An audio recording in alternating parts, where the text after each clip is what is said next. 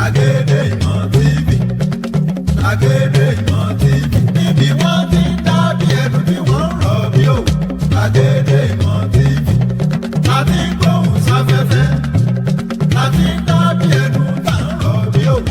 Gbàgede Ìmọ̀ TV, Gbàgede Ìmọ̀ TV, ọgbọ́n ń bẹ, òye ń bẹ, ìdánilẹ́kọ̀ọ́ lóríṣiríṣi ní Gbàgede Ìmọ̀ TV. Ẹ máa wò ó, ẹ máa gbọ́. Ìlú Ẹ̀gbá máa bí títí bàbá Gbàgede Ìmọ̀ máa sílé àwòṣe fìlà dámẹ́nu nù. Ṣèbórí tó bá máa dáde inú agogo dẹni gbọ̀rùn tó bá máa lè jìgbà lẹ̀kẹ̀ inú agogo dẹni gbé. Orí tó bá máa kọ́lé alárinrin kò ní kọ́lé àbẹ̀rẹ̀wọ̀ bíi tèkùtì alihamudulilayi ní bàbá Gbàgede Ìmọ̀ ń ṣe o. Alhaji Sabrur Adébẹ́jọ Aláwìyí ọmọ bàbá tíṣà lábẹ́kúta tí gbogbo yín mọ̀ sí bàbá Gbàgede Ìmọ̀. Aláṣẹ àtolùdarí iléeṣẹ́ BGI TV. Wípé gbogbo ènìyàn síbi ayẹyẹ ìṣílẹ̀ tuntun wọn tí yóò wáyé ní ọjọ́ kọkàndínlọ́gbọ̀n oṣù kẹrin ọdún 2025. Ọjọ́ Sátidé àbámẹ́ta ní o Saturday 19th April of 2025. Níbi tí àwọn ọ̀tọ̀kùlú lóríṣiríṣi yóò ti wà níkàlẹ̀ títí kú àwọn ọba aládé gbogbo. Aṣọ àǹkárá wà nílẹ̀ fún títà fún gbogbo ẹ̀yin olólùfẹ́ bàbá Gbàgede Ìmọ̀ pátápátá. Ra àǹkárá kan tún gbẹ̀bùn. Àǹkárá ọ̀pá mẹ́fà 6,000 naira, ọ̀pá mẹ́rin 4,000 naira. Ayẹyẹ ìṣílẹ̀ yìí yóò máa wáyé ní ilé tuntun bàbá Gbàgede Ìmọ̀ villa tó wà ní Kípẹ́ Ìdíòrì, iléeṣẹ́ àwo Abẹ́òkúta. Ayẹyẹ á ti bẹ̀rẹ̀ látago 10 òwúrọ̀. Ibi tá a ti jẹ tá a yòó tá a mu tá a tún dì lọ́lẹ̀. April 19 ní o, April 19, 2025. Ní bàbá Gbàgede Ìmọ̀ ó ṣí lé. Wọ́n ẹ̀kúnrẹ́rẹ́ àlàyé àbí ìbéèrè lórí aṣọ àǹkárá rírà. Ẹ pè sórí ẹ̀rọ ìbánisọ̀rọ̀ yìí 081 30 67 23 61 081 30 67 23 61. Bàbá Gbàgede Ìmọ̀ ló ń wí pé ìrí akárí o. Bí ó kí ni wọ́n rí kí òkè ọ̀nà wo la lè gbà báwo la ṣe fẹ́ sí tí kò fi dáa. Kì í ṣe pé kákan bọ́ sórí íńtánẹ́ẹ̀tì ká mọ bára wa jà ká mọ búra wa ká mọ kí ló dé tá à ń búra wa táwa ọmọ Yorùbá tá à jẹ́ kó rí wa nálé ká pera wa jókòó ká bára wa sọ̀rọ̀. Láàrin mi àti ẹ àtiwọ́ tó ń gbọ́ mi àtiwọ́ tó ń wò mí. Ṣé ìlú Nàìjíríà lálàáfíà? Ṣé security wà Nàìjíríà? Ta lè sọ pé ohun tó fi láàrin mi àtiwọ́ tó ń wò mí tó ń gbọ́ mi tó ń bú mi lọ́wọ́lọ́wọ́ tó lórí mi ò pé tó ní mi mọ tí mò ń ṣe àtọwọ́ tó ní mò ń wá tí màá jẹ tí mo dẹ̀ juwọ́ gẹ́ lọ. Níwọ̀ tó tó mi tó lébi wá tí màá jẹ tó ń bú mi tó ń sọ oríṣiríṣi wọ́ láàrin mi àti wọ́ tí wọ́ gẹ́gẹ́ tó tí wọ́ sọ lálàáfíà nínú ọkàn rẹ̀. So o lè rìn kó yẹn nílùú bàbá rẹ̀. So o lè jáde nínú ilé ẹ̀ lálẹ́ kó pọ̀ ń lọ sí ibi báyìí kọ́kànlẹ́ ó balẹ̀. So o lè ṣe ohun tó wù ẹ́ sórí kọ́ mọ́ mú ẹ ní yahoo yahoo. Sọ fún mi. So o lè wọ́sọ o lè gbé mọ́tò tó dáa kó o rìn gbòòrò kọ́ mọ́ pé ẹ lólè tàbí kọ́ pé yahoo àbí kó pé ẹ ní kankan kọ́ mú ẹ. So gbogbo orúkọ báyìí ó nú ọkàn rẹ̀ wọ́n gẹ́ mọ̀ pé Nàìjíríà ò fara rọ rárá. So èmi sẹ́mi lọ́yẹ̀ kọ́ mọ́ bú ni àbí Nàìjíríà tí àwọn tó ń ṣe àkóso Nàìjíríà tí wọ́n ń dà wá láàmú tí wọ́n ń fi orí ara wa gbára wa tí wọ́n ń dá owó yẹn kó sápò àwọn fámílì ara wọn tí wọn ò ní rònú pa àwọn òkú lọ́la mọ́ sáwọn lọ́yẹ̀ kó bú ni àbí mi. Ẹ jẹ́ ká wá highs ẹ jẹ́ ká orí wa nẹ́lé ẹ jẹ́ ká mọ nǹkan tá à ń ṣe Ọlọ́run níjọ́ bàjẹ́ ẹ jọ kò sí security nílùú yẹn ẹ jẹ́ ká jọ jàfẹ́tọ̀ wa ká jọ béèrè pé kí nìdí tẹ́ fi láti ọdún tẹ́lẹ̀ dá Nàìjíríà lẹ̀ tẹ́ ń kó jẹ tẹ́ ń sin nǹkan tí ò sí security ò sábò tí ò sẹ́ni tẹ̀ tí ara ẹ̀ jẹ wa lọ ṣé bá ṣe máa bá lọ nìyẹn ó ti tó gẹ́ ẹ jẹ́ ká wọ ọ̀dọ́ ká bára wa sọ̀rọ̀ ó ti tó gẹ́ báyẹn ẹ jẹ́ ká jọ dìde ká jọ jàfẹ́tọ̀ yìí Ọlọ́run níjọ́ bàjẹ́ fún gbogbo wa ọjọ́ dẹ̀ ní tiwa ọdún yìí ọdún ẹ̀ lọ́lọ́run ṣe ọdún òmìnira lọ́lọ́run máa sọdún ìfún wa ṣe mo dúpẹ́. Ẹ káàbọ̀ ẹ̀yin tí ẹ ń wò wá lọ́wọ́lọ́wọ́ nílé lóko lẹ́yìn odi. Orúkọ ti tèmi kò yí padà, Comrade Lamidi Akanbi, yágbóyájú ọkùnrin tó pọ̀, ọkùnrin púpọ̀. Ẹ̀yin náà ti gbọ́ gbogbo nǹkan tí bàbá wa Chief Sunday Igboho tí wọ́n sọ. Ó jẹ́ kí inú mi tún dùn láti gbọ́ message tó mú ọpọlọ wá. Message tó mú ọpọlọ wá. Ẹ jẹ́ ká kó apọ̀n kúrò nínú ọbẹ̀ tí ó yọ̀. Ẹ jẹ́ kó apọ̀n kúrò nínú ọbẹ̀ tó yọ̀ àbí ká kó nǹkan kúrò nínú ọbẹ̀ tó yọ̀. This is not the time for anybody to be abusing any Yoruba people, especially àwa tá wà nínú struggle ìjàngbara yìí.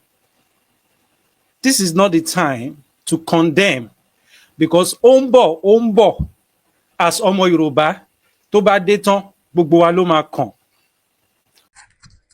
ẹ̀yin èèyàn mi èmi ni ọmọ yín tòótọ́ Mariam Aláòyé Nurudeen alias ọmọ bàbá gbàgede mọ̀ àti ti dé pẹ̀lú Ramadan package wa lọ́dún yìí bí a ṣe máa ń ṣe lọ́dọọdún àti pack àwọn oríṣiríṣi oúnjẹ sínú àwọn páálí wọ̀nyí ìtó bẹ̀rẹ̀ látòrí 15,000 tó fi dórí oní 200,000 naira irú kékeré páálí ọwọ́ mi yìí òun ni ó ní 15,000 naira àwọn oúnjẹ kéékèèké ló wà nínú ẹ̀ tẹ̀lé fáwọn òṣìṣẹ́ yín tẹ̀lé fáwọn olólùfẹ́ yín tẹ̀lé fáwọn ẹbí yín tó fi dórí páálí ńlá tó wà ńlẹ̀ yìí òun ó wá pẹ̀lú full bag of rice oní 200,000 lòun àná oní 120,000 àdẹ̀ni oní 50,000 bẹ́ẹ̀ bá ṣe fẹ́ sí oríṣiríṣi nǹkan la kó sínú ẹ̀ bí oúnjẹ yẹn bá ṣe pọ̀ sí òun náà ni páálí yẹn ṣe pọ̀ sí bẹ́ẹ̀ ṣe ń rí oríṣiríṣi ìtó lẹ́ja ìtó ní mílò ìtó lóróró gbogbo ẹ̀ pápátá láti ṣe ètò ẹ̀ fún yín láti fún àwọn èèyàn nírọ̀rùn tó wà ní Nàìjíríà yìí ẹ̀ẹ́dẹ̀ ní láti sanwó delivery o àti fi gbogbo owó delivery sínú ẹ̀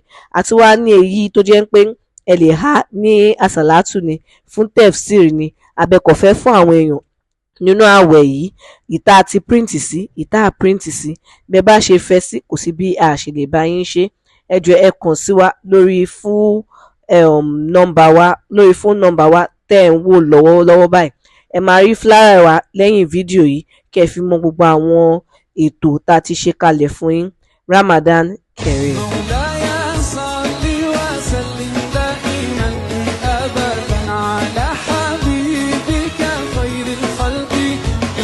You do prayer and fasting for 1 week. You don't open your biology textbook. You will fail. You are going for a USA visa interview. You don't get your bank statements. You don't get all the documents that you are supposed to take with you. You only go to church and ask prayer requests. You will not be granted a visa. Rest, but don't quit. Don't ever quit. Be consistent in whatever you are doing. You may not get immediate results. You may not get immediate success. But ultimately, if you persevere, So don't be afraid to take a risk. Mo ń sọ̀rọ̀ nípa mo ti get Bible verse yẹn. Mo ń sọ̀rọ̀ nípa àwọn tí wọ́n take a risk nínú Bible. Gbogbo wa náà la mọ̀ pé even ní odù Ifá, even ní orí Quran, àwọn tó bá mọ̀ nípa Quran wọ́n máa rí àwọn òjíṣẹ́ Olúwa tí wọ́n take some certain risk nínú ayé wọn tí everything tí religion fi dúró. Àwọn tí wọ́n take risk tí ìṣẹ̀ṣe ilẹ̀ Yorùbá tó fi dúró. Àwọn tí wọ́n take risk tí Christianity tó fi dúró. But ẹ má jẹ́ ká wá gba àwọn ẹ̀sìn àjòjì yẹn ká gbà sí òdì. Ẹ má jẹ́ ká gbà sódì. Mo ń sọ̀rọ̀ nípa àwọn tí wọ́n take risk nínú Bible. Number 1, Abraham. God told him, Abraham, go to a land, I will show you. Abraham go mọ bí t'Ọlọ́run fẹ́ fi wọ́n o, kò mọ bí ibẹ̀ yẹn ṣe máa rí. Go to a land, I will show you. Ẹni tí ò bá ní faith, ẹni tí ò bá ní ìgbàgbọ́. Ṣẹ́gbọ́n nǹkan tí woman yẹn sọ, woman yẹn ní pé ìwọ tí ó bá wà dormant as ìyàwó ilé, bẹ́ẹ̀ ni ọkọ ẹ ṣe máa bẹ́ẹ̀ wà dormant á lọ wá ẹni tó wà smarter níta. You see your husband doing something and he's bringing money to the table, he's bringing food, he's providing, you are not asking, ọkọ mi, ẹ fọ̀nà wọn mi ò fẹ́ jẹ́ ẹni tó kàn máa wà nílé, ẹ jẹ́ kémi náà máa ràn yín lọ́wọ́ ní nǹkan tí ẹ bá ń ṣe. Ọkà ṣé o tó bá má worry, má bẹ́ẹ̀ fi eye báyìí náà sínú. Mo ṣe fún ìyàwó ti tèmi náà. Mo ń trade fún ìyàwó mi, má sì fi account yẹn wọ̀nyí láìpẹ́. So that kò ní depend on me. Because àwọn ọkùnrin a máa ń like pé kí obìnrin kó depend lórí wa, ibẹ̀ ni problem ti máa ń ṣẹlẹ̀.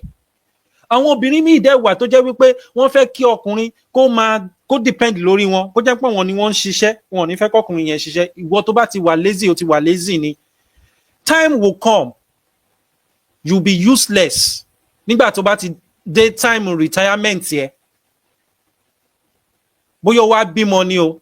Ẹ wá wo ẹni tí àwọn ọmọ yín, between the man and the woman, mother, parent, to the two parents, ẹ wo ẹni tí wọ́n máa sọ pé kó wá ṣe ọmúgọ̀ lábroad tí ọmọ yín bá jàjà lọ sí abroad. Ọmọ àbádọ́n bàbá wọn sí ilẹ̀ wọn. Wọ́n wá pé ìyá pé kí ìyá máa wá flẹ́ńjọ̀. bàbá máa wá wò ta òun nìkan wá dá wà nù yàrá. From there stroke máa dé. From there oríṣiríṣi nǹkan máa dé. So why are you not saving for your retirement? Save for your retirement as ọkùnrin as ọmọkùnrin kó dẹ̀ máa lo supplement. Kò ń ṣe gbogbo nǹkan ní iṣẹ́. Bí mo ṣe wà yìí tẹ́ bá rí supplement tí mo ń lò new life supplement ni mo ń lò. Mo mọ bí ara mi ṣe rí nígbà tí mo wà ní Dubai, but ìgbà tí mo ti dé Nàìjíríà tó introduce oògùn yìí sí mi tí mo rà ó wà expensive o, but money is nothing to compare with your health, because good health is wealth. When you have good health, you are rich. Àìmọye àwọn tó náwó tí wọn ò ní good health. So take care of yourself. So bí mo ṣe ń sọ lọ Genesis 12:1-4. Ọlọ́run pé Abraham ó ní pé kúrò ní láǹdì yìí máa fi ibi tí òun lọ máa fi wọ̀n. Abraham ò máa dá òtẹ̀. Níṣe ló tẹ̀síwájú. Now let me now relate it to the lesson tí mo ìdánilẹ́kọ̀ọ́ tí mo ń ṣe yìí. You don't need all the knowledge. Need láti ní ìmọ̀ bí wọ́n ṣe ń trade. A ti sọ fún yín pé AI ti wà ń bẹ̀ fún yín tó máa bá yín trade. Just start. Tó bá ti start, ìgbà yẹn ló ṣẹ̀ṣẹ̀ máa wá bẹ̀rẹ̀ sí ní learn. Gbogbo àwọn bàbá tí wọ́n start, wọ́n ò mọ̀ nǹkan kan nípa ẹ̀, but wọ́n start iná. Wọ́n ṣẹ̀ṣẹ̀ wá ń learn nígbà tí wọ́n ti start láti mọ gbogbo button tí wọ́n máa tẹ̀, láti mọ bó ṣe máa navigate. But ìwọ wàá gbọ́ opportunity nísìn, wàá máa wá question opportunity. Dẹ̀ ní opportunity kankan tó fẹ́ offer. Wàá máa wá question opportunity. Tẹ́mi ò bá take opportunity yẹn, ṣé màá lè pe ìwọ láti ṣàlàyé fún ẹ pé come and take this risk? As long you are not a slave to money, life is full of risk. Abraham take a risk. Ó kúrò ní ilẹ̀ bàbá títí ẹ̀, ó lọ sí ilẹ̀ ibi tí wọ́n ti mọ̀, ó lọ create a new life. And he became the father of all nations. That is the kind of risk. Èèyàn tí ò ní ọmọ at his age, ó dẹ̀ sì tún sì nígbàgbọ́. So risk láyé yìí is all about faith. Mo fẹ́ lọ sùn, faith lẹ́fẹ́ fi lọ sùn, lẹ́fẹ́ fi díjú yín. Àwọn ẹlòmíì dẹ̀ sùn oorun tẹ́ sùn yẹn tí wọ́n jí lọ́jọ́ kejì. So why are you afraid of taking risk of ordinary paper when you still have your hand now as you are young to take a little risk? Bóyá ayọ̀ ló máa já sí ni o, bóyá the other side ni o, take that risk first. History will forgive you for taking a wrong decision, but history will never forgive you for not taking any decision at all. Because if you don't take any decision, what story are you going to share with people? What story are you going to share with your children? What story are you going to share with upcoming, the 20 years generation to come? What story are they going to meet? The mistake you have made in life during your time. What story are you going to share with people that are upcoming people? Story wo ló fẹ́ share pé wá lágbájá mo ti gbé ìgbésẹ̀ yìí rí, ibi tó já sí lélẹ̀, ibi tó já sí lélẹ̀. Ma take that. Is experience is the best teacher. Experience is the best teacher. Àwọn teacher wa tó kọ́ wa ní school tí wọ́n bá pass through gbogbo education tí wọ́n pass through, tí wọ́n fi ní knowledge, they won't be able to teach us. Ṣé teacher tó ń kọ́ àwọn èèyàn ní 1824 ló sì ń kọ́ wa dèní? Àwọn kọ́.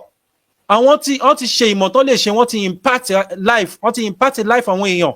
Àwọn tí lọ ẹlòmíì ló wà ń bẹ̀ sí, àwọn tó tún wà ń bẹ̀ yìí wọ́n tún filẹ̀ fún wọn kan tó tún máa kọ́ àwọn kan. So that is the reason why I sọ pé history will forgive you for taking a wrong decision, but history will never forgive you for not taking any simple decision. Either it is wrong or right, but you will have a story to share tomorrow with people that wants to make the same mistake. But there is nothing like I'm going to bed is the highest risk. Possibility Ọlọ́run ní jẹ́ ká tójú oorun dójú ikú ní agbára Elédùmarè. Gbogbo ìran Yorùbá a ní tójú oorun dójú ikú ní agbára Elédùmarè. That is the greatest risk. Start now. Don't wait till tomorrow. Láti fi ran rẹ lọ́wọ́ ni. àti pé láti tún fi ran ilẹ̀ Yorùbá lọ́wọ́, nítorí pé a kò lè máa sọ pé à ń gbégbá bára ní orí ayélujára ká máa bẹ àwọn èèyàn ẹ wá dáwó sí ẹwà Ọ̀rànmíyàn, ẹ wá dáwó sí ẹwà, what is that? But tí ẹ bá ń gba owó lórí ayélujára, just like bí àwọn mídíà ṣe ń gbowó, àwọn kan wà tó jẹ́ wípé wọ́n ń gba owó gidi ni, mi eléyìí ò ń sọ̀rọ̀ gocom, wọ́n ra mọ́tò fún ìyàwó wọn, wọ́n ra mọ́tò fún ọmọ, wọ́n ra nínú Yorùbá nation táwa yìí, wọn ò dẹ̀ contribute sí struggle yìí, ọ̀rọ̀ ẹnu ló fi ń contribute. But tó bá jẹ́ wípé a ní constitution tó ń guide wa, tí a dẹ̀ ń fi ìfẹ́ ta fi ń rìnrìn àjò yìí, màá tún sọ lẹ́ẹ̀kan sí, tá ń fi ìfẹ́ rìnrìn àjò yìí, kò ní sí nǹkan tó máa ní wá lára tí a bá ń support ara wa, tí Dr. Zabby ń ṣe program, tí Mr. Mobori owó kó gbogbo àwọn fans ẹ̀ tó kó lọ sí orí Dr. Zabby show ní time, gbogbo wa máa ní time táwọn máa jáde, kò ń ṣe time tí Dara jáde, tí Yorùbá World Media jáde ni Dara lòun náà máa bẹ́ sórí ayélujára, kò yẹ kó rí bẹ́ẹ̀, ṣe bí ọ̀rọ̀ Yorùbá nation là ń sọ. And Yorùbá nation has been monetized online. The word Yoruba nation, the word Chief Sunday Gbogbo, ẹ lọ search ẹ online, ẹ lọ search ẹ lórí Google. Ẹ máa rí rate bí Yoruba nation ṣe ní weight tó ní online.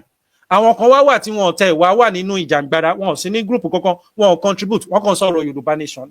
Wọ́n dẹ̀ fi enrich ara wọn. So ìdí nìyí tó yẹ jẹ́ pé tí gbogbo wa bá wà united, ẹ máa rí pé ó máa wà easy fún wa láti kówó jọ, tá máa ti ní owó tá máa fi build the country wa gangan. Ọ̀tọ̀ ní ká jìjàngbara, ọ̀tọ̀ ní ká wá build the country wa. Owó wo la fẹ́ fi build the country wa? Báwo la ṣe fẹ́ fún owó títí wa rúbà ní value? Àìtí ìrònú lọ síbẹ̀, bá dẹ̀ ṣe lè fún ní value, òun ni tí gbogbo wa tí a bá lè máa convert crypto wa, nígbà tá bá ti yẹn ní enough cryptocurrency, a máa convert ẹ̀ sí rúbà, because àìtí máa ná physical rúbà báyìí. But why tí o ṣe lè wá ṣe the crypto trading láti lè ní enough crypto lọ́wọ́ tó wà decentralized, tí kò sí anybody tó lè stop ẹ, tó lè freeze account ẹ, because tó bá fi owó sí báǹkì kankan tó wó iyebíye bá wọ bẹ̀, possibility káwọn EFCC kó gbẹ́sẹ̀ lé, kọ́kọ́ gbé embargo lé ná, wọ́n á ní kó máa wá explain bí o ṣe rí owó yẹn. Ibi tí a tira wa dé lórílẹ̀-èdè location 419 nìyẹn. Mo ti kúrò ní ìlú Dubai tí mo wá defend owó tí mo tiraka ṣiṣẹ́ ní ìlú Dubai. Mo send ẹ̀ sí account mi, company account mi ni mo ń sọ, kò kí n ṣe personal account o. Company account tó jẹ́ pé ó lè gba large amount of money, wọ́n dẹ̀ lọ fún mi ní license CAC. Bẹ́ẹ̀ lọ wá pè mí pé mo pè wọ́n tì, wọ́n release owó mi. Until tí mo tó gbé flight tí mo waste owó láti odindi Dubai nítorí pé mo fẹ́ wá defend owó ti tèmi nínú account ti tèmi tí mo ṣiṣẹ́, tí ò ń ṣorúkọ ìyálàyà titi wọn ló wà ń bẹ̀, tí ò ń ṣorúkọ bàbá wọn, because wọ́n ṣọ́ọ̀kì pé báwo ni irú àdúrú change kékeré yìí tó máa wọnú account yìí just like that. Ṣé kìí ṣe pé owó oil nígbà tó jẹ́ pé wọ́n ń pín owó oil mọ́ra wọn lọ́wọ́ ni, wọ́n á máa wá investigate ara wọn. Báwo ló ṣe rí owó yìí, àtàlẹ́ni tó transfer sí ẹ, mísì wo ló fi rí, until tí mo tó explain ara mi lọ́tọ̀ freeze, lọ́tọ̀ unfreeze account mi padà, mo ṣẹ̀ṣẹ̀ tún wá dẹ̀ lè fún mi lówó flight ticket tí mo gbé wá. So ẹ̀yin tẹ́ bá wà ní ilé, tẹ́ wà ní diaspora, tẹ́ ń rọra generate cryptocurrency, tẹ́ ń save ẹ̀ sí ẹgbẹ́ kan, kò sẹ́ni anybody tó máa access sí, ẹ̀yin lẹ máa ní code yín lọ́wọ́, ẹ̀yin lẹ máa mọ bẹ́ ṣe máa secure fúnra yín, ẹ̀yin lẹ máa mọ bẹ́ ṣe máa fi ojú yín tẹ́ máa fi secure, tẹ́ dẹ̀ máa mọ̀ pé yes, kò sí nǹkan kan tó lè ṣe account yìí yàtọ̀ sáwọn ọmọ yín tẹ́ bá fẹ́ fún ní access. Ní pé should in case of ẹni tó bá ti dógbó tí Ọlọ́run fẹ́ pè, Ọlọ́run ò tí ní pé wá sí lágbára Ọlọ́run. So kẹ́ máa jẹ́ kí àwọn ọmọ yín bó tẹ̀ jẹ́yàn kan, ẹ jẹ́ kó máa mọ access bí wọ́n ṣe lè, but ẹ má jẹ́ kí wọ́n mọ a particular thing. Ẹ lè fọ́n ká sí wọn lọ́wọ́ pé ìwọ mú authentication dání, ìwọ mú email mi dání, ìwọ mú password dání. Bí mo ṣe fún ọmọ tèmi náà nìyẹn. Mo ti kọ síbì kan fún wọn, eléyìí wọn dẹ̀ mọ̀ bí tí mo kọ sí, because you don't know what can happen tomorrow. So you have to get ready at all time. So the second person tó tún take risk nínú Bible tí mo tún fẹ́ sọ̀rọ̀ ẹ̀, òun ni David took a calculated, a higher risk of his life by saying, "Ma defeat Goliath." Kí ló wá ṣe? Títorí pé grace David, grace tá à ń sọ̀rọ̀ ẹ̀ yìí, ó ju ti Goliath lọ. Because I can be the same age mate with you, but our grace might not be the same age mate. So always pray for a grace. Grace. Pray for grace. Tomorrow will take care of itself. Jesus Christ sọ pé, "Give us our daily bread." AI wọ́n trade fún yín ní daily. Wá lè ṣe. Ó dàbí pé ẹ mọ̀ pé gbogbo nǹkan ayé yìí is historical ni. Is a numeric, is a number. Gbogbo bá ṣe ń ṣe, time ń lọ, is number. And our God, Elédùmarè, is God of numbers. Ejiogbe is numbers. All the word in the Bible is numbers. January 1, February 2, títí dé 12. That is the secret, the Jewish secret code of God. The secret code of God is 12, which is 1. Ní ojú Elédùmarè. 12 code, the Jewish code. Reason tí àwọn Jewish ṣe ń wà successful till date, tí wọ́n lè fi contribute to owó sí central account nígbà tí wọ́n fẹ́ jìjàngbara títí wọn, is they use the secret code of God, which is the 12 numbers. Number 1 is God. Number 1 is God. Ẹ má jẹ́ ká lọ sí theology. Ẹ jẹ́ kí n sọ̀rọ̀ David. David ní ìgboyà. Ó sọ pé ọba àníṣe máa defeat. Kò mọ nǹkan tó fẹ́ fi defeat o, but ó kàn mú catapult, ordinary catapult pẹ̀lú ẹni tó gbé bulletproof, tó gbé gbogbo ẹ̀ sára catapult. Wọ́n tún dira fún David pé ó gbọ́dọ̀ wọ helmet, ó gbọ́dọ̀ wọ kíní kan. Ó sọ fún wọn pé gbogbo eléyìí yóò jẹ́ kí n lè gbé apá sókè, òun ò ní lè gbé bọ́dì. Tí Goliath bá fẹ́ fọ́ sword mọ́ mi, ṣé gbogbo ẹrù tẹ kó sí mi ṣó máa lè jẹ́ kí n lè ta bíọ́bíọ́? Ẹ wo ẹ gbé gbogbo eléyìí jẹ́ kí n wá ordinary aṣọ. That is grace. That is faith. Shall you understand? And David used a small stone to defeat the giants, the greatest giants. And he did what he did because he has faith and he have grace. Now, can we relate to case David gangan, can relate more cryptocurrency? Gẹ́gẹ́ bí ìdánilẹ́kọ̀ọ́ tá ń ṣe. You don't need a lot of money to start trading. Start small. Be consistent and grow your knowledge. David used a small stone to kill Goliath. So you as well can start small. So get started today. Start before you are ready. Start now before you are ready. Ìjàngbara tá ń jà yìí, we are starting and we'll be ready with lot of traffic, with lot of people tó máa wá padà join wa pé yes, ìjàngbara rèé, ẹ jẹ́ káwa náà jáde fún rally and no going back ni. Ìlú Ẹ̀gbá máa bí títí bàbá gbàgede mọ́ máa sílé àwòṣe fìlà dá mẹ́nu nù. Ṣèbórí tó bá máa dáde inú agogo dẹni gbọ̀rùn tó bá máa lè jìgbà lẹ̀kẹ̀ inú agogo dẹni gbé. Orí tó bá máa kọ́lé alárinrin kò ní kọ́lé àbẹ̀rẹ̀wọ̀ bíi tèkùtì alihamudulilayi ní bàbá gbàgede mọ̀ ń ṣe o. Alhaji Sabur Adébáyọ̀ Aláwìyí ọmọ bàbá tíṣà lábẹ́kúta tí gbogbo yín mọ̀ sí bàbá gbàgede ìmọ̀. Aláṣẹ àtolùdarí iléeṣẹ́ BGI TV. Wípé gbogbo ènìyàn síbi ayẹyẹ ìṣílẹ̀ tuntun wọn tí yóò wáyé ní ọjọ́ kọkàndínlọ́gbọ̀n oṣù kẹrin ọdún 2025. Ọjọ́ Sátidé àbámẹ́ta ní o Saturday 19th April of 2025. Níbi tí àwọn ọ̀tọ̀kùlú òlú lóríṣiríṣi lóríṣiríṣi yóò ti wà níkàlẹ̀ títí kó àwọn ọba aládé gbogbo. Aṣọ àǹkárá wà nílẹ̀ fún títà fún gbogbo ẹ̀yin olólùfẹ́ bàbá gbàgede ìmọ̀ pátápátá. Ra àǹkárá kan tún gbẹ̀bùn. Àǹkárá ọ̀pá mẹ́fà 6,000 naira, ọ̀pá mẹ́rin 4,000 naira.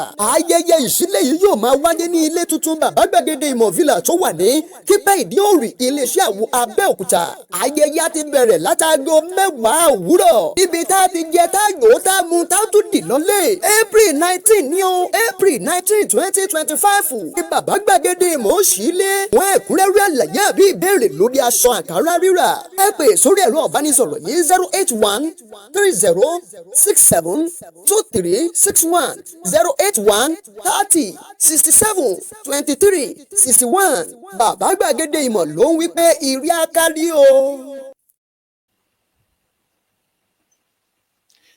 Tálẹ́ni kẹta Peter náà fẹ́ ṣe bí ó wo Jésù ní olúwa mi ó máa ń rìn lórí omi ó máa ń rìn lórí omi báwo ló ṣe ó ní ìgbàgbọ́ rẹ ni tó bá ti nígbàgbọ́ ìwọ náà á rìn bí mo ṣe ń rìn lórí omi yìí. Matthew 14, 20, 24, 20, 29. Matthew 14, 20, 28 to 29. Peter walked on water when he had faith. When he doubted, he zinc. Ó doubt pé mo máa ń rìn lóòótọ́, ìgbàgbọ́ ẹ̀ shake, kí ló ṣe? Ó zinc. So if you want to start something with money, be it your own personal business, you are taking a risk. Be it bóyá o fẹ́ dá poultry sílẹ̀ ni o mọ̀ bóyá àwọn Saul ti ibi tó ti fẹ́ sin àwọn poultry ẹ, àwọn ẹranko ẹ, àwọn pig, chicken, all those things. Mọ̀ bóyá ilẹ̀ yẹn gangan fúnra rẹ̀ iyẹ̀pẹ̀ ẹbẹ̀ tí wọ́n bá ti lè jẹ gbogbo wọn máa kú, wọ́n máa ṣánkú ni. Tó bá ti lè, because gbogbo ẹdìyẹ, gbogbo àwọn ẹranko ló ń jẹ yẹ̀pẹ̀. You don't know if that sand, the land you bought with your own money, will kill your business. Did you know? You don't know. So you need to have faith first. When you have faith, then you can move everything. You will now start having knowledge of that thing you are doing. So now, ẹ jẹ́ kí wá relate to Peter tó rìn lórí omi. Now, if you enter the word cryptocurrency, tẹ́ bá wọ crypto, ṣé mọ̀ pé David ogun orí omi ni. Tẹ́ bá ṣe ti rí gbogbo nǹkan tí ó wà láyé yìí, it has references in the Bible. It has references in the Quran. And ó tún wá ní references tó kì pọ́npọ́n, tó ní agbára, tó kì àwọn tí wọ́n bá mọ Ifá. Mr. Moborowo, mo máa ń jealous Mr. Moborowo ni tó bá ti ń kì Ifá báyìí. Àgbọn mìrègún ṣe kinní kan, ó wá ní pé kán mú òkúta kán ṣe gbá. Mo máa ń feel pé kí kémi náà ní ìmọ̀ yẹn, ìmọ̀ ní knowledge. So if you enter crypto and let fear control you, if you allow fear to control you, you will panic and you will lose your money. But if you trust the process that we are passing through, we pass through a process. Ká tó lè set up AI yẹn, we pass through a process. Wàá kọ́kọ́ register pẹ̀lú email address yẹn, follow instruction, you obtain your code, I send it sínú email, wàá lọ copy ẹ̀ láti inú email yẹn, wàá tún wá gbé síbí báyìí. We follow a due process, we follow the procedure. So that kò ní máa jump pé you have the knowledge, you have everything. No, gbogbo wa là ń kọ́, ẹni tó bá ti ní ẹ̀mí ìgbéraga lórí little knowledge tí Ọlọ́run fún yàn, àti rẹ́ni tí ó ń kọrin, tí ó ń yin bàbá, tí kò lè yin Ọlọ́run mọ́ báyìí, tó jẹ́ pé ó ní ẹ̀bùn orin, Ọlọ́run fún ní ẹ̀bùn orin ni o. Ó dẹ̀ ń fi orin yẹn, ó fi ń ṣègbéraga sí àwọn tí wọn ò lè kọrin. Ọlọ́run gba ẹ̀bùn yẹn, ó fún ẹlòmíì. Òun dẹni tí kò lè kọrin mọ́. Nǹkan tó bá wá kọ létí aráyé, á dàbí ìgbà tí ó ń pariwo ni. Ìlù tó bá lù létí aráyé, á dàbí ìgbà tó ń pariwo, tó bá ti nẹ́mí ìgbéraga, rẹ́rẹ́ sílẹ̀ k'Ọlọ́run lè gbé ẹ sókè. So you need to pass through a process. when you pass through this process, you will have more knowledge how it works. Nígbà tí n bá ti wà pẹ̀lú yín, tí èmi àti yín tá jọ ń communicate daily, you will start. But if you want to start now and you started asking too much question, I will get pissed. Because èmi gangan fúnra mi mo ti withdraw more than $2,000 from the platform. So you are just starting and you are now asking me too much question instead of you to get started. Why other people are getting started immediately? You are still there asking question. I too know. Mo sọ fún yín pé àwọn tí wọ́n bẹ̀rẹ̀ lánàá wọ́n ti gba initial deposit wọn. Very soon wọ́n máa give testimony lórí ìkànnì. So nínú initial deposit wọ́n ti gbà. Nísìnyí tó bá bẹ̀rẹ̀ sí ní fi profit wọn trade lọ nígbà tó bá ti tó time tí wọ́n tún máa withdraw. Wọ́n ní hesitate láti sọ pé mo fẹ́ fún Yorùbá nation, mo fẹ́ fún ìjàngbara wa, mo fẹ́ fún àwọn media ní $100. Pé kẹ́tù fi ra equipment join mọ́ in ten lò yìí. Kò ní nira because you know that there is a well fetching you money without your own physical deposit anymore. Your own physical hard earning, your hard earning is no more there. Àìmọye business tí mo ti ṣe online tó jẹ́ pé hard earning mi bí mo ṣe fi sí báyìí lọ shut down. So and mi ò dẹ̀ ti torí ẹ̀ kí n lọ para mi kí n lọ mú sniper àbí kí ni because mo mọ̀ pé mo ṣì ní ẹ̀mí because the highest risk tí mo ń take láyé mi ti máa ń gbàdúrà sọ́lọ́run pé ní tójú oorun dójú ikú ọ̀kọ̀ọ̀kan la máa sùn ọ̀kọ̀ọ̀kan la máa jí ní agbára Elédùmarè ọ̀kọ̀ọ̀kan la máa lọ sùn ọ̀kọ̀ọ̀kan la tún máa jí padà la tún máa ríra wa lọ́jọ́ kejì. So that is the greatest risk. So tí ẹ̀mí bá ti wà, you can still do more than what you have lost in the past. No pain, no gain. You must pass through a pain because before you can be successful in life. Yoruba nation, we are passing through a pain. We are passing through our trial time because we've not tried, we've not fought this kind of war before in our life. In the history of Yoruba, in the history of Yoruba.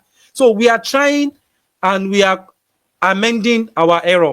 Not for us to now start condemning the people trying, using all their intellectual property, using all their knowledge to construct, to think overnight. And you, that you don't even nínú ìrìn àjò yìí bóyá wọ́n rán ẹ wá ní wá bẹ̀rẹ̀ sí ní sọ pé wọ́n ti kówó jẹ wọ́n ṣe kinní kan wọ́n ṣe gbá wọ́n ṣàwò. That will definitely happen. Káwọn Igbo tó get ara wọn ó níjà tó jà kan tó get ara wọn, but àwọn ò tí ì jìjà yẹn rí. So àwọn èèyàn máa wá fi wá ṣe case study lọ́la nígbà tá bá ti gbòmìnira pẹ̀lú bá ṣe ń bá lọ bá ṣe fẹ́ bá lọ yìí àdẹ̀ní bá débi kú ní agbára Ọlọ́run. Rally máa kọ́kọ́ ṣíwájú. Gbogbo àgbáyé ti mọ̀ pé àwọn ìlú kan wà tí wọ́n ń pè ní Yorùbá nation. So kò wáyé ká wá tí wá divide ara wa. Kí ló wá ń divide wa? Owó ni. So tí gbogbo wa bá jọ parapọ̀ tí a wà nínú ìyàrá ìkọ̀kọ̀ tí mo ń kọ́ yín ẹ ṣe báyìí ẹ ṣe báyìí ẹ ṣe báyìí ẹ ṣàgbọ́ tí bàbá mi yẹn tó pè mí tí mo pè wọ́n tó sọ pé àwọn ti ṣe alákọ̀ọ́kọ́ ṣé kí wọ́n tún ṣẹlẹ̀ kejì ni ẹ gbọ́dọ̀ ṣẹlẹ̀ kejì. So bó ṣe rí nìyẹn títorí pé wọn ò tí ní knowledge yẹn tí bá tún sọ̀rọ̀ ẹ̀ fún wọn lọ́la wọn ò ní béèrè irú question yẹn lọ́wọ́ mi because that is instant question. Bó ṣe ń ṣẹlẹ̀ bó ṣe as they ought lọ ṣe béèrè. Kò wá ń ṣe come in take the step. You are asking the beginning and the end question as if you are the God that created the platform. So ẹ má bínú, that is not how it's supposed to be. Esther òun náà take a risk nínú Bible. Esther sọ pé òun á kú fún àwọn èèyàn òun máa kú. Irú ẹ̀ náà ni bàbá wa ṣe Sunday Igboho. Ọlọ́run ni ò pa wọ́n nítorí pé àkàndé èèyàn ni wọ́n. Àìmọye àwọn tí wọ́n wà nínú ìjàngbara yìí tí wọ́n ti filẹ̀ ṣaṣọbora kọ́lọ́run bá wa dẹ́mi wọn sí. I respect this woman a lot, Barrister Janet Fashakin. Àwọn ló jẹ́ kí n ní IQ pé kí n máa sin ẹdìyẹ. Nígbà tí mo wà ní Dubai mo pe àwọn èèyàn lé ẹyá ẹ lọ ra ẹdìyẹ ẹ lọ ra cage ẹ lọ ra kinní kan ẹ ra oúnjẹ fún wọn. Nígbà tí máa délé mò ń jẹ ẹdìyẹ bó ṣe wù mí ni ọ̀rọ̀ mò ń jẹ gungun òkàn mi.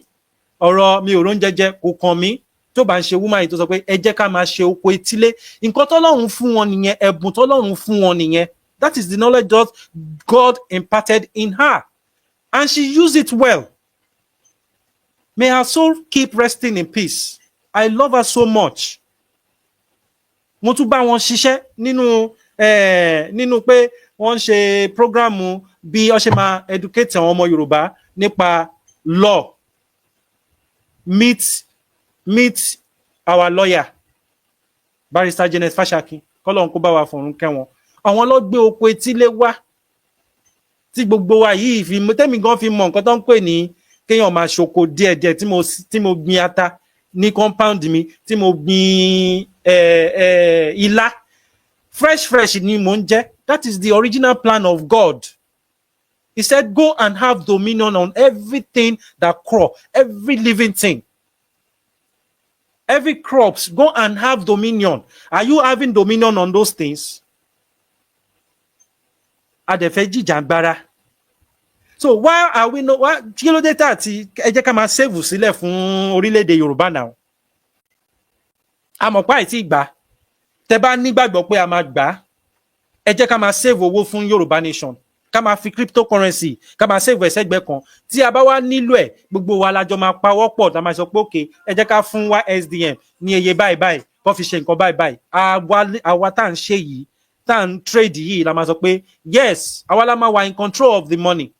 Àwa lájọ máa sọ pé okay, ẹ jẹ́ ká a pè meeting o, bóyá Zoom ni o, ẹ wo the umbrella body of Yoruba nation.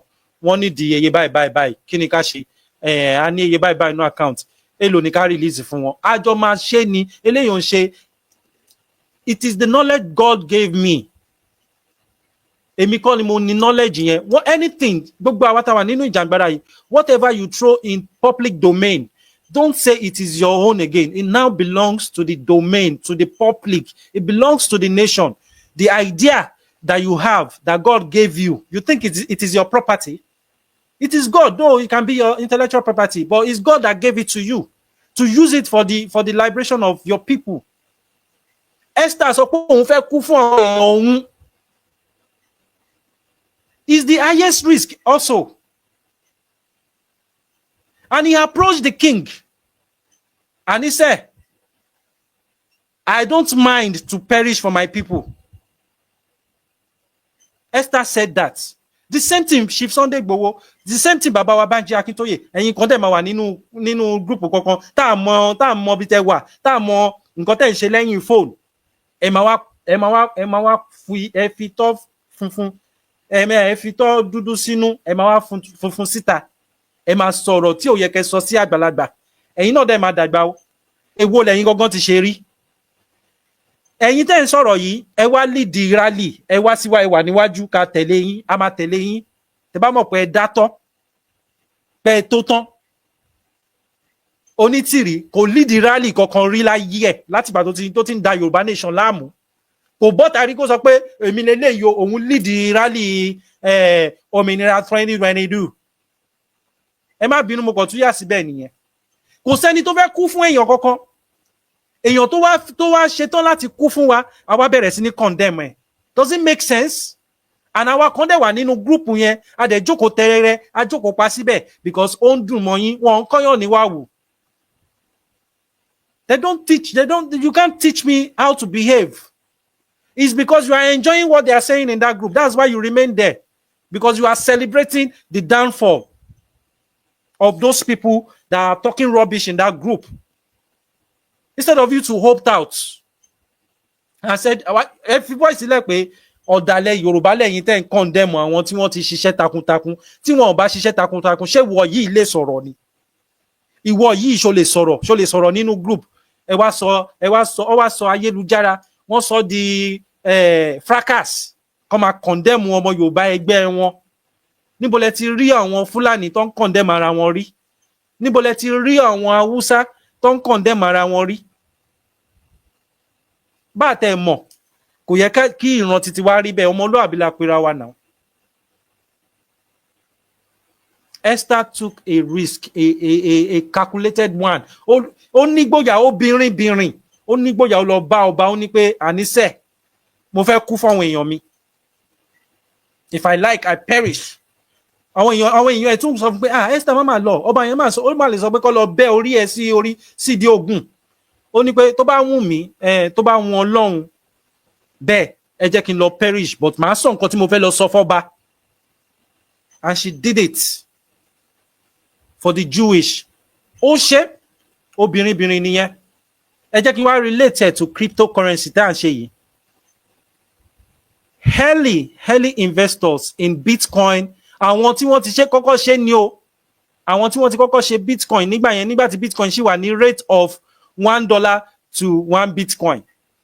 I'm talking of 2009.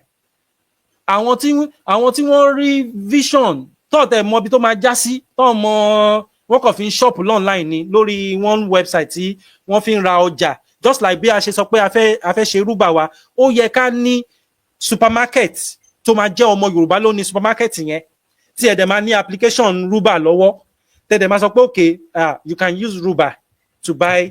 It's just like cryptocurrency. Àìtí print physical, kò sí ìjọba kankan tó lè mú wa sí pé a ní virtual money tá à ń ná ní orí ayélujára. Kò sí ìjọba kankan tó lè mú wa sí. But tá bá fẹ́ fún ní value, we need people that have supermarkets ní gbogbo state all over ilẹ̀ Yorùbá tó máa accept virtual cryptocurrency of rúbà, tí àwọn èèyàn máa mú fóònù wọn wá bá yín pé tó máa scan yẹn àti develop application yẹn. But we still need people to volunteer that yes, ẹ lè náwó rúbà. Ẹ wá wo bówó rúbà ṣe máa ṣiṣẹ́. Táwọn èèyàn bá fi owó rúbà fi ra ọjà lọ́wọ́ yín, owó rúbà yẹn ẹ lè convert ẹ̀ sí any currency all over the world. Ṣé àti fún ní rúbà ní value bẹ́ẹ̀? So you must definitely give it a value. Àwọn èèyàn tí wọ́n rí cryptocurrency ní 2009, wọ́n rà ní rate of $1, wọ́n ra Bitcoin. Àwọn là ń pè ní earlier investors. Wọ́n ra Bitcoin, wọ́n dẹ̀ tọ́jú ẹ̀ pamọ́. Year 1, year 2, year 3, year 4, Bitcoin ti wà ní rate of $88,000 plus. $88,000 one Bitcoin. Ìgbà tẹ́mi ta Bitcoin ti tèmi ní 2018, mo ta 2 Bitcoin. Mi ò mọ̀ kó tún máa lọ sókè jù báyìí lọ. Mo ta 2 Bitcoin ní rate of 400,000 naira. History yẹn ṣì wà lórí Luno app mi. Mo lè ṣe screenshot ẹ̀. Eléyìí ò ń ṣe pé ká kàn máa dún ẹnu, ká máa fẹnu lá nǹkan. Gbogbo nǹkan tẹ́mi bá ń sọ, eléyìí ò ń ṣe propaganda. I don't do propaganda. Tó bá ṣe rí, torí pé nǹkan téèyàn bá ti sọ sórí ayélujára, àwọn ọmọ ẹ wọ́n máa padà wá rí, wọ́n ní bàbá wa bàbá yìí múlẹ̀, DJ YK ó múlẹ̀ fún wọn ní táìmù yẹn. Àwọn náà máa wá inherit nǹkan tó ń ṣe. So that is why tó ṣe dá ká sọ òótọ́ nínú ìrìn àjò tá a wà yìí. Kó òótọ́ wa máa wá di ibi mọ́ wa lọ́wọ́ ni. Because àwọn kan wọ́n á trade, wọ́n á sọ pé kíní kan, tí nǹkan bá ṣẹlẹ̀, ẹni yẹn ló máa sọ pé gbówó yẹn lọ. Àwọn tó ríra wọn tó rí owó as Ọlọ́run wọn nìyẹn.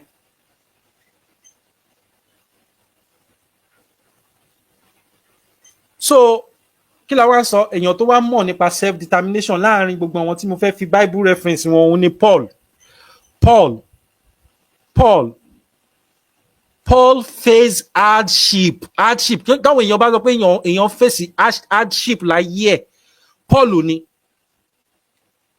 Acts 20 verse 22 to verse 24. I mean, chapter 20 verse 22 to 24. Paul faced the greatest hardship. Hardship wo làwa ń go through tí Paul ò tí go through láyé ẹ̀. Gbogbo nǹkan wo tó dá àti ní tí ò dá tí kò sí nínú Bible. So if history is repeating itself, ìwọ ni kó wá mọ bó ṣe fẹ́ manage ẹ̀ ní àkójọ. Take a calculated risk. Don't ask too much question. Ask question when you are deep in it. When you are in it, ask question.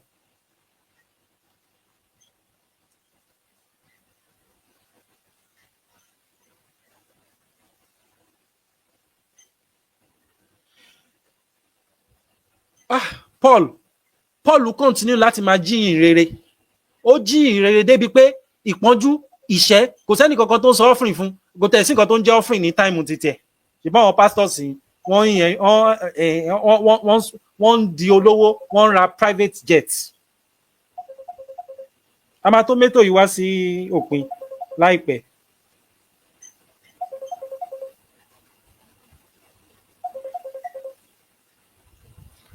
Okay, màá gbé call yẹn later. I have to round up.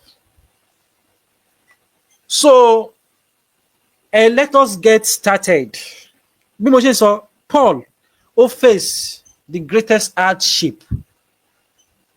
Ó ń jiyàn rere Jésù Kristi. Ó ń jiyàn káàkiri. Ibòmíì wá. That's what my sọ pé Paul is not Peter. Paul is not Peter. Sórí Peter lọ wọ́n bẹ́ orí Peter dànù ni wọ́n bẹ́ orí ẹ̀ kúrò lára ẹ̀ nígbà tó ń jìn rere. Nǹkan tá à ń pè ní grace nìyẹn. Grace. Paul is not Peter.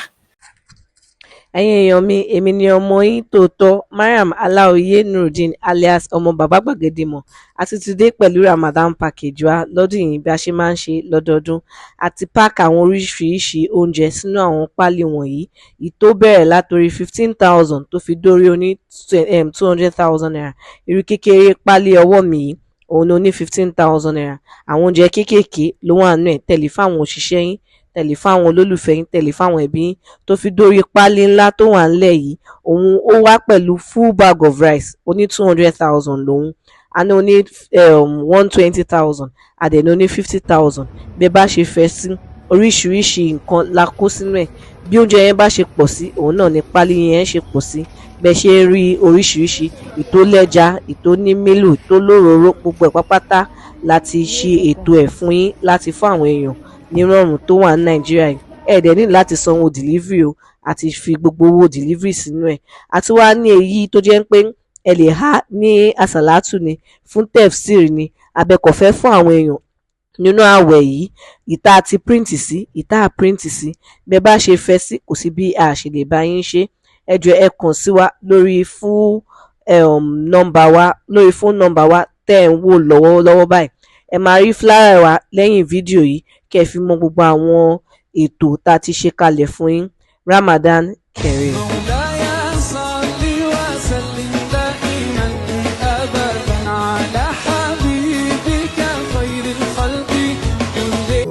Orúkọ mi Sunday Adé, mo ti gbóyún mọ́ Sunday Igboho.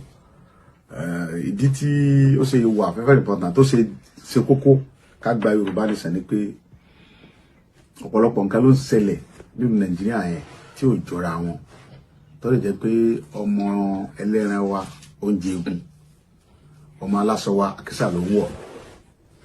Ẹ̀yin náà wọlé nísìnyí gbogbo ìlú káàkiri, pàápàá kódà gan kámọ́ tiẹ̀ sọ pé ní Nàìjíríà nìkan, ní gbogbo Áfíríkà, Nàìjíríà àníná, àlómi, kò sí security, kò sí healthcare, kò sí nǹkan kan tá a lè sọ pé ohun tó fi wá lọ́kàn balẹ̀ tá a sọ pé ó yẹ ká sì wà pẹ̀lú Nàìjíríà lélẹ̀. So ọ̀pọ̀lọpọ̀ àwọn tí a dẹ̀ ń tẹ̀lé yìí, gbogbo nǹkan lọ́nà fún wa lórílẹ̀ wa, àlépo, àní gold, àní marble, many things nǹkan la ní, àní kòkó tá a lè fi túlù wa ṣe tílù wa dẹ̀ máa wà òkè. Tó jẹ́ pé gbogbo àwa àtàjọ ọmọ nílùú ó yẹ kọ́kẹ́ wa balẹ̀, kò sí nǹkan tá a fẹ́ mọ́ lọ ṣe nílùú olùkáàkiri ìlú òkè òkun káàkiri. Pàápàá jùlọ gba ọmọ wa káàkiri ayé tó kàn wà tó ń ṣe wàhálà káàkiri ìlú. Bí ẹ bá tiẹ̀ pìtì tàwa tá à ń gbé pẹ̀lú ilẹ̀ Yorùbá, ó yẹ kẹ́ pìtì àwọn tó ń jáde kúrò nílùú tó ń lọ ń ṣerú ìlú àjòjì tó ń lọ ń ṣe wàhálà ń bẹ̀. So ìdí nìyí tí o bá gbọ́dọ̀ fọwọ́sowọ́pọ̀, ká fọwọ́sowọ́pọ̀, kájọ fọwọ́sowọ́pọ̀ papọ̀, kájọ jàfẹ́tọ̀ wa, káwa wá sí máa kúrò lábẹ́ ìjọba Nàìjíríà. So ká dá dúró, ká ní orílẹ̀-èdè tiwa, ká dẹ̀ wá àwọn ọ̀jọ̀gbọ́n, àwọn ọ̀dọ́ tó rí wọn pé tí wọ́n ṣe àkóso ìlú yìí. Ọlọ́run níjọba jẹ́ o, Ọlọ́run dẹ̀ wà pẹ̀lú wa, ojú ọ̀dẹ̀ ní ti gbogbo aláṣẹ Ọlọ́run, àdéjọ délẹ̀ rere ṣe gan. Pàápàá jùlọ ẹ̀yin náà wò ó sìn, àti kò lórí ohun tó gbé mi dìde gangan lórí ìrìn àjò yìí. Ọ̀pọ̀lọpọ̀ àwa Yorùbá la mọ̀ tún mọ̀ ẹ̀, la dẹ̀ mọ̀ díẹ̀. Àti kò nílùú abẹ́ Nàìjíríà náà la ṣe wà. Àní security ilẹ̀ wa, àwọn bàbá wa ò lè lọ sóko, wọn ò lè dáko mọ́, èso di nǹkan tó wọ́n gógó, ata di nǹkan tó wọ́n, ẹ̀fọ́ di nǹkan tó wọ́n lọ́jà, ẹ̀wà di nǹkan tó wọ́n, àgbàdo wọ́n, gbogbo nǹkan wọ́n, gàrí wọ́n. Nítorí pé kí ni àwọn bàbá wa ò lè lọ sóko, kò sí security, kò sí anything. Báwọn mọ̀mọ́ wa tó ń ṣe ohun ọ̀gbìn tá à ń jẹ tán bá lọ ní oko, Fúlàní ó jí wọn gbé wọn rẹ́pù wọn. Kò sẹ́ni tó free. Nígbà kan táwa gbọ́njú, tá bá jí, a lè wà lálẹ́, tá máa sùn níwájú ilé bàbá wa. Tó jẹ́ pé ìgbà bí tẹ́ bá kéèyàn tó jólè tago 5 aago 6 tí ó sẹ́ni kankan tí ó jí gbé mo lè jí láago 7 kí ni mo lọ sóko wa tí ó sẹ́ni kankan tí ó disturb yín tí ó sẹ́ni tí ó dà yín lọ́nà. Gbogbo sí èyàn ò lè dẹ́rẹ́ wò mọ́. Tó bá gbéra látẹ̀kọ́ sí ọlọ́mbọ̀n bá rẹ̀ wàhálà ni. Tí wọ́n bá da ilé ọ̀nà tó gẹ̀ẹ́ta ní tó bá ti kọjá tó gẹ̀ẹ́ta ní dé àwọn dánadáná máa wà ń bẹ̀ tán àwọn Fúlàní okùn bẹ̀ tó kú bọ̀já náà tó jiyàn gbé wọn ni kẹ́ mọ́ lọ gbé mílíọ̀nù wa. So ìdí nìyí gbogbo àwọn tó ń láwọn jó lórí wọn kẹ́ ń wò wọn ò sí ohun tó yẹ kó ṣe fún wa security fún wa ní nǹkan kan tá a lè sọ pé tó pàápàá jùlọ security wà very important. Àwọn tó wà lókè òkun ò lè wálé tán bá fẹ́ wálé ẹ̀rù ń bà wọ́n pé kọ́ mọ́ já wọn gbé kọ́ mọ́ ṣe jàǹbá fáwọn kò yẹ kó rí bẹ́ẹ̀. So gbogbo wa láti fọwọ́sowọ́pọ̀ láti jà fún ẹ̀tọ́ wa. Kò sí security lórí ilẹ̀ wa tí ó yẹ kó rí bẹ́ẹ̀ rárá, kò bójúmu rárá. Gbogbo wa láti fọwọ́sowọ́pọ̀ láti jà fún ẹ̀tọ́ yìí, ó di dandan ká jà fún. Ó wà very important ká jà fún ẹ̀tọ́ wa. Ẹ jọ̀ọ́ mo rọ̀ wá lọ́kùnrin lóbìnrin lọ́mọdé lágbà ẹ jẹ́ àjọ dìde, ẹ má jẹ́ ká bára wa jà, ẹ má jẹ́ ká búra wa o, ẹ má jẹ́ ká búra wa. Tẹ́nìkan bá ń pariwo wípé ìlú ò da nǹkan wà òkè kí ló tà pẹ́ nìyẹn ká bí pé kí ni wọ́n rí kájọ fọ̀rọ̀ jomi tó rọrọ̀ kájọ jókòó kájọ fọ̀rọ̀ jomi tó rọrọ̀ kájọ bí kí ni wọ́n rí kí òkè ọ̀nà wo la lè gbà báwo la ṣe fẹ́ sí tí kò fi dáa. Kì í ṣe pé kákan bọ́ sórí íńtánẹ́ẹ̀tì ká mọ bára wa jà ká mọ búra wa kí ló dé tá à ń búra wa táwa ọmọ Yorùbá tá à jẹ́ kó rí wa nálé ká pera wa jókòó ká bára wa sọ̀rọ̀ láàrin mi àti ẹ àtiwọ́ tó ń gbọ́ mi àtiwọ́ tó ń wò mí. Ṣé ìlú Nàìjíríà lálàáfíà? Ṣé security wà Nàìjíríà? Ta lè sọ pé ohun tó fi láàrin mi àtiwọ́ tó ń wò mí tó ń gbọ́ mi tó ń bú mi lọ́wọ́lọ́wọ́ tó lórí mi ò pé tó ní mi mọ tí mò ń ṣe àtọwọ́ tó ní mò ń wá tí màá jẹ tí mo dẹ̀ juwọ́ gẹ́ lọ. Níwọ̀ tó mi tó lébi wá tí màá jẹ tó ń bú mi tó ń sọ oríṣiríṣi wọ́ láàrin mi àtiwọ́ tí wọ́ gẹ́gẹ́ tó tí wọ́ sọ lálàáfíà nínú ọkàn rẹ̀. So o lè rìn kó yẹn nílùú bàbá rẹ̀. So o lè jáde nínú ilé ẹ̀ lálẹ́ kókó ń lọ sí ibẹ̀ kọ́kànlẹ́ ó balẹ̀. So o lè ṣe ohun tó wù ẹ́ sórí kàn mọ́ mú ẹ ní yahoo yahoo sọ fún mi. So o lè wọ́sọ o lè gbé mọ́tò tó dáa kó rìn gbòòrò kàn mọ́ pé ẹ lólè tàbí kó pé yahoo àbí kó pé ẹ ní kankan kàn mú ẹ. So gbogbo orúkọ báyìí nú ọkàn rẹ̀ wọ́n gẹ́ mọ̀ pé Nàìjíríà ò fara rọ rárá. So èmi sẹ́mi lọ́yẹ̀ kọ́ mọ́ bú ni àbí Nàìjíríà tí àwọn tó ń ṣe àkóso Nàìjíríà tí wọ́n ń dà wá láàmú tí wọ́n ń fi orí ara wa gbára wa tí wọ́n ń dá owó yẹn kó sápò àwọn fámílì ara wọn tí wọn ò nírònú pa àwọn òkú lọ́la mọ́ sáwọn lọ́yẹ̀ kó bú ni àbẹ́mi. Ẹ jẹ́ ká wá highs, ẹ jẹ́ ká orí wa nẹ́lé, ẹ jẹ́ ká mọ nǹkan tá à ń ṣe. Ọlọ́run níjọ́ bàjẹ́ ẹ jọ kò sí security nílùú yẹn, ẹ jẹ́ ká jọ jàfẹ́tọ̀ wa kájọ béèrè pé kí nìdí tẹ́ fi láti ọdún ìtẹ́lẹ̀ dá Nàìjíríà lẹ̀ tẹ́ ń kówó jẹ tẹ́ ń sin nǹkan tí ò sí security ò sábò tí ò sẹ́nítẹ̀ tí ara ẹ̀ jẹ wá lọ ṣé bá ṣe máa bá lọ nìyẹn. Ó ti tó gẹ́ẹ̀ ẹ jẹ́ ká wọ ọ̀dọ́ ká bára wa sọ̀rọ̀ ó ti tó gẹ́ẹ̀ báyẹn ẹ jẹ́ ká jọ dìde ká jọ jàfẹ́tọ̀ yìí.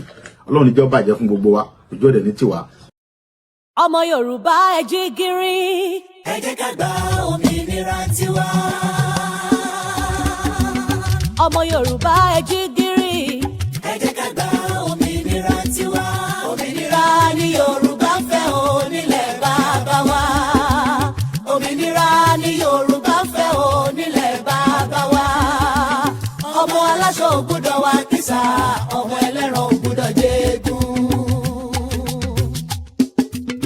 Ọmọ Yorùbá ẹ jí gìrì. Ẹ jẹ́ ká gba òmìnira tiwa. Ọmọ Yorùbá ẹ jí gìrì. Ẹ jẹ́ ká gba òmìnira tiwa. Òmìnira ni Yorùbá fẹ́ o nílẹ̀ bàbá wa. Òmìnira ni Yorùbá fẹ́ o nílẹ̀ bàbá wa. Ọmọ aláṣọ ò gbọ́dọ̀ wá kìsà, ọmọ ẹlẹ́ran ò gbọ́dọ̀ jẹ́gun. Ẹ̀yin àgbààgbà ilẹ̀ Oòduà. Ẹ jẹ́ ká forí korí. Gbogbo ọ̀dọ́ ilẹ̀ bàbá wa. Ẹ jẹ́ ká fọwọ́sowọ́pọ̀. Lọ́mọdé làgbà lóbìnrin lọ́kùnrin òmìnira la fẹ́. Ọmọ Oòduà kí lẹ fẹ́ o. Yorùbá nation ni o. Kéku lè ké bí eku. Ẹyẹ lè ké bí ẹyẹ. A ò bẹ́nikẹ́ni lọ́kadà dúró la fẹ́. Olúkálùkù dájọ́ orúkọ bàbá rẹ̀ lórí ilẹ̀ wa o. Ò bá lẹ́gùn bàbá ní òjò bí ó sì jó mọ́ bàbá nìkan ò lè mú ní sí. Àló ti tó gẹ́ a ò ṣe mọ́. Ìrẹ́nijẹ èyí ti tó gẹ́, ìfìyàjẹni ti tó gẹ́, ikú ọmọdé ikú ọ̀dọ́ a ò fẹ́ mọ́ nílẹ̀ bàbá wa. A fẹ́ kí èdè wa ó di pàtàkì gúnlé. A ò fẹ́ ètò ìjọba tipátipá mọ́ gbogbo ẹ̀yin ọ̀jẹ̀lú ọ̀bàlújẹ́ ènìyàn yìí ẹ kó ráńgà ní ẹ máa lọ. Ká lè fúnra wa ní ètò ààbò tó péye lórílẹ̀ bàbá wa. Ìyà tá a jẹ tó lọ́wọ́ àwọn ará òkè ọ̀hún, ìfipábánilò yìí a ò fẹ́ mọ́. Bíbani ní nǹkan oko jẹ́ dídá ẹ̀mí àwọn àgbẹ̀ légbodò ó ti sún wa. A kì í bá ní tán ká fani nítàn ọ̀ya, ẹ jẹ́ a máa lọ ká lọ gbòmìnira tiwa. Òmìnira.